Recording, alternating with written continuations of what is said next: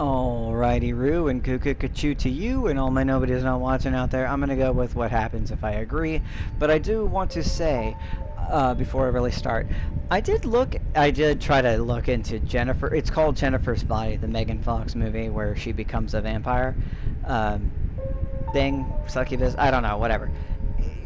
Way underrated movie, amazing, one of her best, probably her best work. I don't know, I'm not a full fan of her enough to know what she's done or hasn't, but it was really good work, and I'm not going to be able to mix that plus Cruella de Vil. That's not going to happen. Like, I don't have it. So in your mind, just sort of, if you've seen those two things, try to mix them together for me. But that's just not, like, can't do it. Sorry. But that's the vibe I'm going for. And I watched a few quick clips of Jennifer's Body, one of which was where she's about to, spoiler, get, like, sacrificed. And it's just, like, it's comical, but so fucked up. Like, Megan Fox is playing it very real. Like, I'm about to be fucking ritualistically murdered for some stupid, like, and she was a bitch before, and it's not like she was a good person, and you get that. They give you enough background before this happens, but that doesn't mean that during that time you don't still feel bad for her, because it's like, you're a bad person, but it doesn't mean you should be like this. Like, that's really messed up, and it's like, she does a really good job kind of like getting you to feel for her character, and it's just even made worse by the actors, the male actors that are on the other side. They're like, oh, you know how hard it is to be an indie band these days, there's so many of us, they're so cute, and you know, what else are we gonna do but lean on like this sort of ritual sacrifice bullshit thing. We have to, like, and we gotta do something big. So, and it's just like, he's so casual about it, and it's just like, he makes a joke, and it like becomes this whole like bit, and it's just like, it's terrible and perfect how horrible these guys must be and how like gone they are, and she is like so much the victim. So like when she gets power, there's that struggle, but it's like, she is a bad person to have that power. She's like, no one deserves that, but she also definitely doesn't deserve the power that she ends up getting from it. And it's like, there's a little bit of a struggle there, but it's like, also I see why the movie was made and why also it wasn't well received, because it was poorly marketed. It was made to seem like one thing and it was really another thing, and it's actually really amazing for what it is, but it wouldn't have they marketed it as one thing because they wanted to put butts in seats, make ticket, whatever, and it was actually a whole ass different thing, and people didn't like that because switcheroo. And I think you could have sold more if you just been straight about it, but that doesn't make her like an anti-hero. She's still bad, like, you know, just like Cruella de Vil. Like, I used two different villains, sort of, and it's like, they tried to make it more understandable, but Cruella de Vil is still the bad person.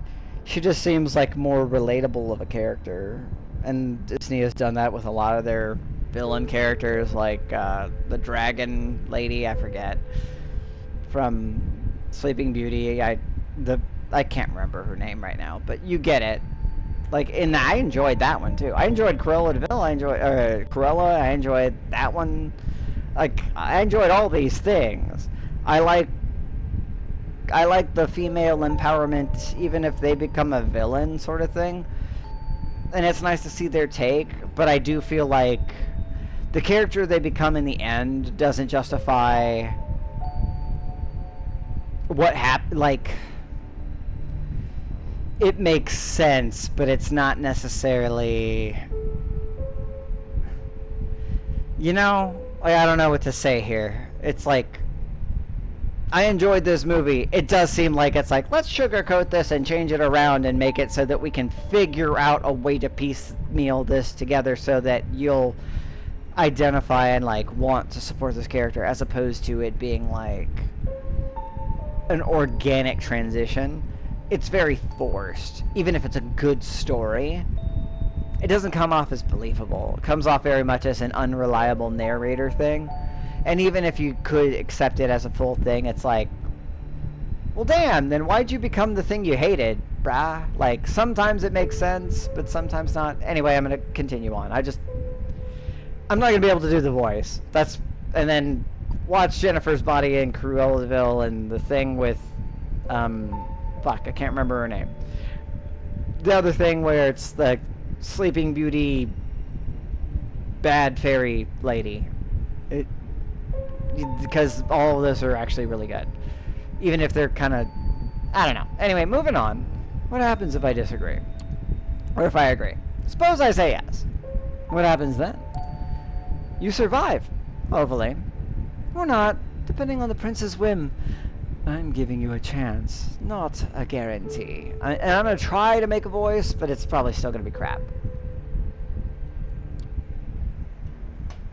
But if you take me as your patron, I'll be your guide in this new reality, and you would assist me, like a child would a sire. Steps and hushed voices can be heard in the side room. It seems the prince and her council are returning to the showroom. Kadir appears from downstairs as well and starts walking towards you. It's like, so they go to the left, Kadir goes to the right. He's got his fucking sword.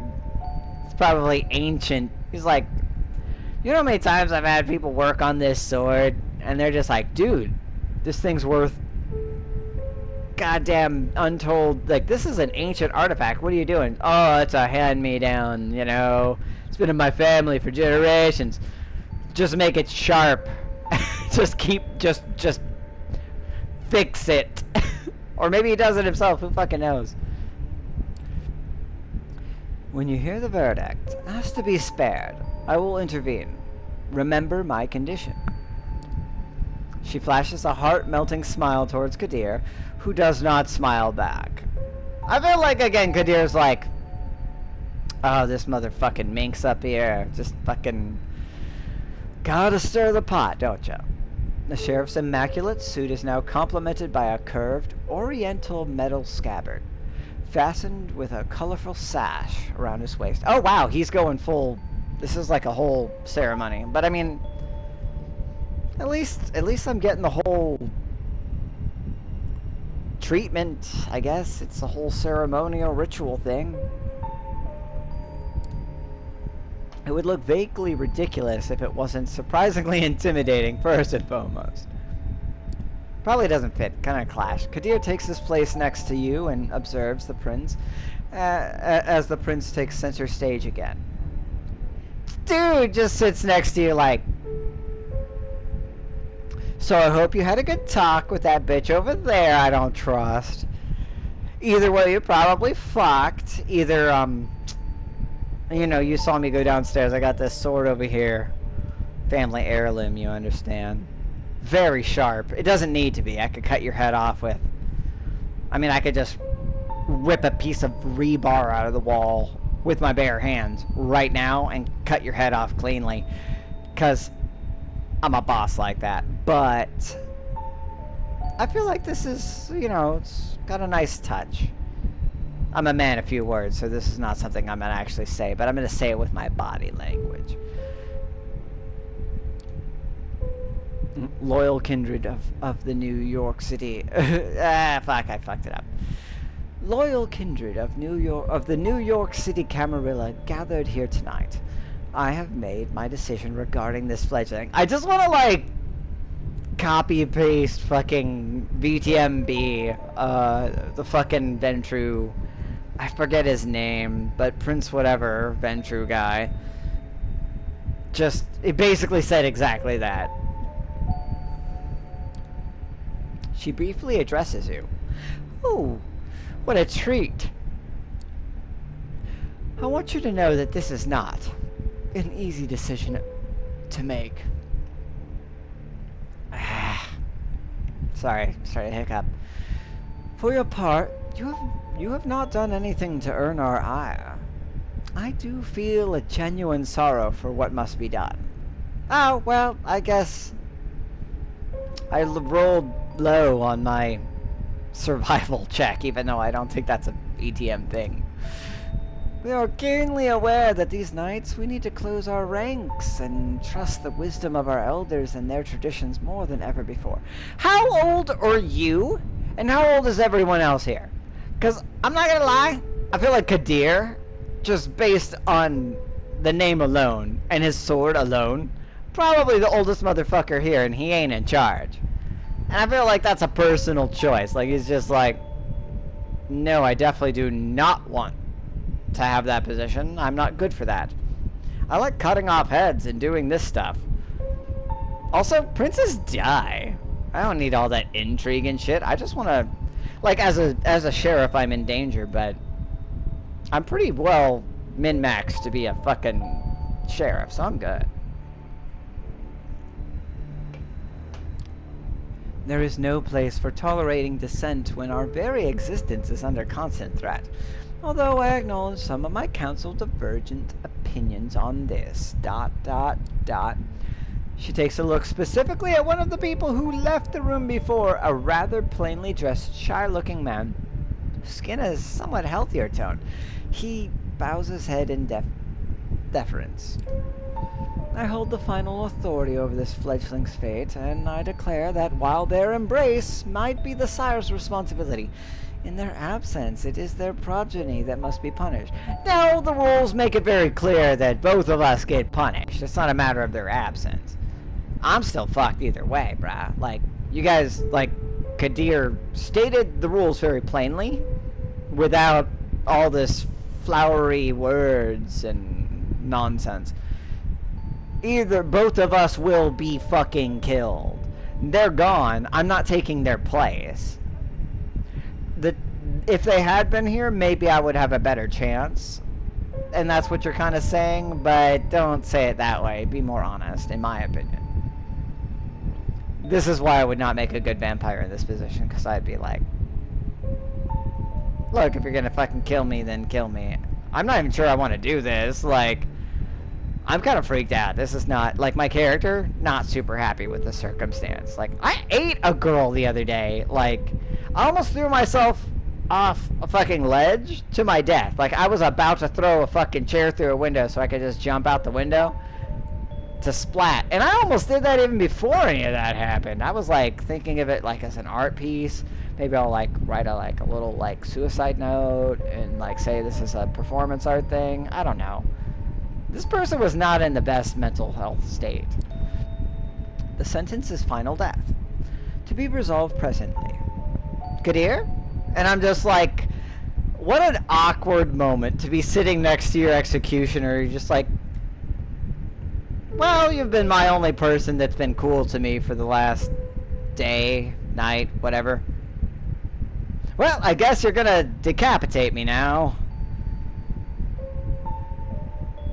I thought we were kind of cool, but you know what? You gotta do what you gotta do, bro. Oh! You hear a scraping sound and see that the sheriff has unsheathed his curved sword, I assume, scimitar. It's a beautifully decorated blade which you must be worth a small fortune. Its apparent sharpness makes you freeze up. Oof. I don't think it would make a scraping sound if it's... Like, I'm sorry, like, maybe that's a translation thing, but, like, a keen blade does not make a scraping sound. It makes a different sound. No matter how old it is, if it's been upkept and repaired and sort of worked on, it's gonna make more of a sing, you know, noise.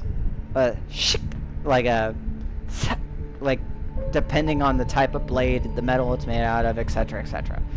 Just as a person who knows sounds and swords to some degree. 2 outs, bottom of the night. Ah, Kadir. My bruh. I'm a little hurt, actually, like, personally. I'm a little hurt. Like, for a second I was taken back. I forgot that that's how this played out. Because I'm pretty sure this is already played out. I've already had this experience playing it, like, a long time ago when I first got it, when it first came out. But, dude, that hurts fresh. Like, that you're gonna, like, go all Mets on my ass and do that. Like, maybe that's what helps you get into the mood or accept what's happening, but it just cuts deep. Because it's like, dude, fuck, why you gotta make a, like, almost like a joke out of it? I've been respectful and understand, like, obedient and cool. I didn't have 2 outs, man. His quiet mumble is audible. Oh, so he just says, oh, just to me. Yes, he is. Okay, hold on. His quiet mumble is, so he said that just to me. His quiet mumble is audible to no one but you. His eyes meet yours. You note just a hint of sadness in his countenance. One that quickly vanishes to give way to grim determination. I mean, hey, you gotta do what you gotta do. If you put yourself in that mindset to do it, then fuck it. What can I do, man? And just, again, like, I'm just trying to imagine this from the character's perspective. Like, you're probably, like, kicked to your knees and held down by, like, some lackeys that are nameless. And he's out to bat. Next to bat, Mike Piazza! Yeah, za, za, za, za. I don't even know if that, like, I'm making a reference to something and I'm hoping I'm doing it right. You will not get another chance to speak up. Just be quiet. Let's just die. Just accept it. This is all good. This is fine. Everything is fine. Escape the gallery. Oh, yeah, no. I'm totally gonna just get out from all these... Yeah, no. I mean, ask for mercy, I think, is the only option here. You make your choice. I don't want to die. I don't want to die, man. Come on, man. Spare me, man, please. Prince, if I may ask you to stay the sheriff hand for a while longer. Kadir looks at the prince, awaiting her response. The sword still hanging above you, threatening to fall at a moment's notice. In all honesty, I get the feeling like this could be done so fast, I wouldn't even know. Like, Kadir's like, I could probably fell most the people in this room, most of the vampires. Like, if he really wanted to, he could probably kill, like, almost everybody in this room before anybody could even, like, realize what was happening. And then the ones that fought back would be the ones that he's like, I don't need to do that I don't have to be that fast. Those were the ones that were of danger. Oof. You know. Is there something you'd like to say, Miss Langley? Every time I see the name Langley, I just think Oscar Langley Soryu. So, and she's got red hair. Not that that means that they're together or they have anything in common, but it just makes me think of that. As far as I know, Langley is a very common name. And what Oscar was German. Yeah. Maybe she's German, and maybe it's like Smith or Brown or Thomas or Johnson or whatever there. Yes, if I may. At first the prince looks somewhat annoyed at the distraction, but she stays quiet for a while, measuring the mood in the room. The bored elite suddenly look at you with an aroused interest, some of them dismayed at not seeing the bloodshed, but all intrigued by the unexpected twist. The prince nods like, Judge Mills Lanes shows up from, well, I guess daytime TVs, but also from Celebrity Deathmatch, and just says, I'll allow it. I can't, no, I don't have the right voice for that. Well, let's hear it. Sophie takes a few steps forward. All eyes are on her now, but Kadir's heavy hand on your shoulder makes it clear you won't take advantage of the distraction. He's like, hey, buddy, just so you know, words are gonna make this happen. You're not gonna. You think, like, I think that looks like a window over there. That it doesn't really. It looks like if it's a window, they put art on it, but I don't. I get the feeling like there's. He's just like. This is. Don't. Just. I'm trying to help you, bro. Don't try to fucking bugger off, because you definitely ain't gonna bugger off. My prince, while the traditions are clear, I believe that the proper context should be observed in addition to the letter of our laws. This fledgling is a burden, but with proper guidance, they could become an asset to our domain. Am I to understand you are volunteering to take this sireless child under your protection? Yes, I happen to think they might hold a potential that would be unfortunate to waste. I do expect their full cooperation, of course. Basically, bitch, you my slave now! Ho! Whispers can be heard again, an incredulous voice or two. A hushed, just behead the fucker. Some suppressed exclamations of surprise, like, damn! Some of them are like, it's better that that person just gets fucking beheaded. It's not a good. I know that hoe. She a treacherous hoe. She a trifling ass bitch. Don't trust that hoe. She bad. She bad news. They're better off just getting fucking final death right now without having to deal with all that. Silence. I ask all of you to make a note of this moment. I might be persuaded to bend one tradition in this child's favor, but another will have to be enforced even more firmly in its stead. Damn! Until thy progeny shall be released, thou shalt command them in all things. Their sin are thine to endure. Are you sure that's the responsibility you wish to shoulder, Miss Langley? I'm willing to guide this fledgling and add a valuable ally to our sect in time of need, yes. But I would like to receive the right of destruction over them, if it pleases you.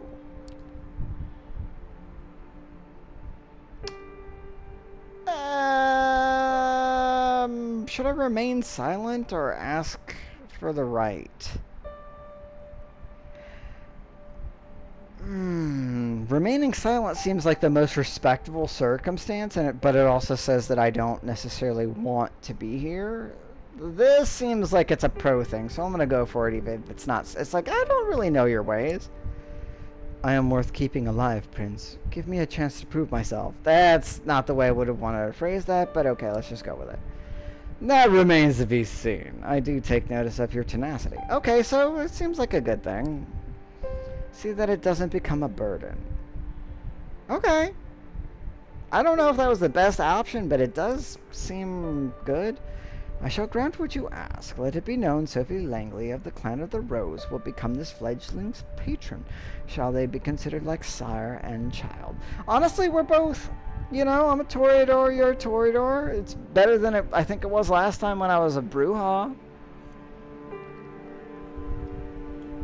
I mean, that seems legit to me. Miss Langley will take full responsibility for them, and I grant her the right of destruction if she sees fit to use it. Again, me dying another time is very different than me dying right now as a public spectacle, like being hung in the public square for, I don't know, for really no reason, just like, you exist, fuck you, buddy.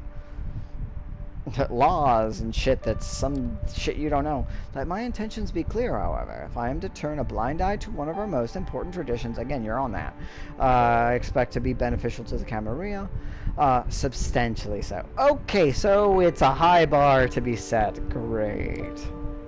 I hope you find this verdict satisfactory, Miss Langley. Of course, Prince. Thank you. Very well.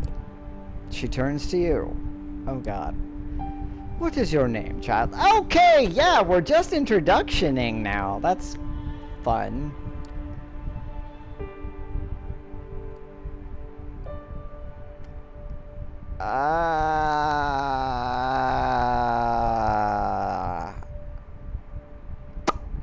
I don't know. Shit. Okay, so I'm actually concerned about how this will play out, because I want to know what's a good choice. Should I use a nick? All these seem valid, and I think I'm safe from instant death. And I don't necessarily want everybody to call me Tobias, because that's my life name. Now I'm a vampire.